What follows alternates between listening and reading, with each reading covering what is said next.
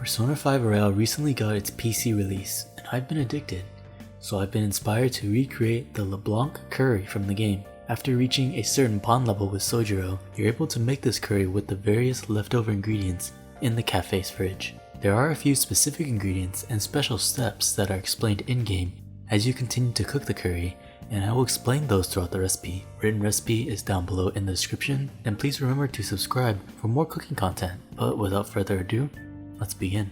Let's first begin with the beef.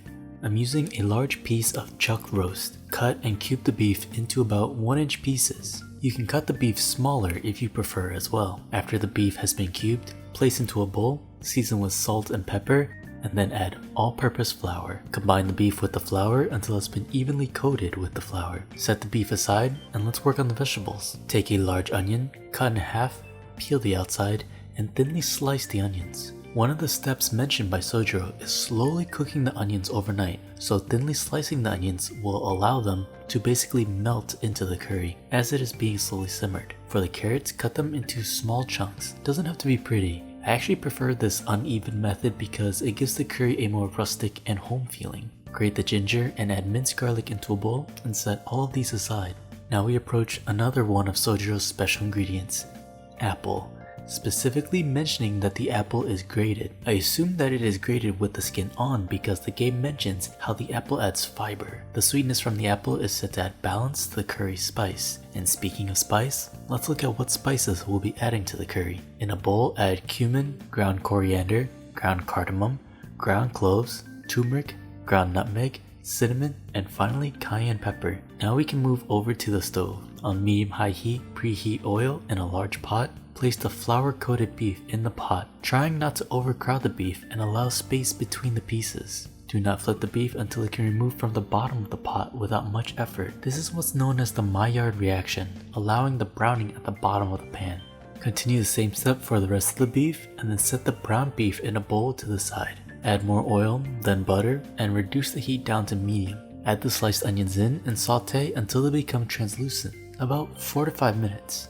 Add in the grated ginger and minced garlic, saute until fragrant, which will take about 1 minute. Deglaze with red wine, making sure to really scrape up the brown bits at the bottom of the pot. Allow the alcohol to be cooked off and evaporated, which will take about 2 to 3 minutes, then add the stock of your choice. I'm using a mix of chicken stock and beef stock to really amplify the flavors, as well as add a bit of color from the beef stock. If you do not wish to use any stock, water works just as well. For those who didn't want to use the red wine, feel free to skip that step and deglaze with stock or water instead. Add the carrots and the beef into the pot and stir to combine. Add more stock or water to ensure the beef is mostly covered. A large portion of the liquid will be reduced from the simmering process later on. Now we add the spices from earlier. Do not worry about adding any salt just yet. We are saving that towards the end. Bring the curry to a boil and then reduce the heat to medium-low and let the curry start simmering. Once the curry is simmering, now we can add more of those special ingredients. First, the grated apple. Then, honey. This accomplishes a similar purpose as the apple where the sweetness will balance out the curry spice. Next is Worcestershire sauce. I believe in the game they actually called it steak sauce, but while researching the recipe, I noticed that almost everyone opted for Worcestershire sauce instead, which makes more sense than just dumping in some steak sauce into my curry. Next is instant coffee. The bitterness from the coffee is, once again, said to balance the curry. Then cocoa powder, which will accomplish a similar goal. And finally, yogurt. This one is probably the weirdest ingredients out of all of the special ingredients.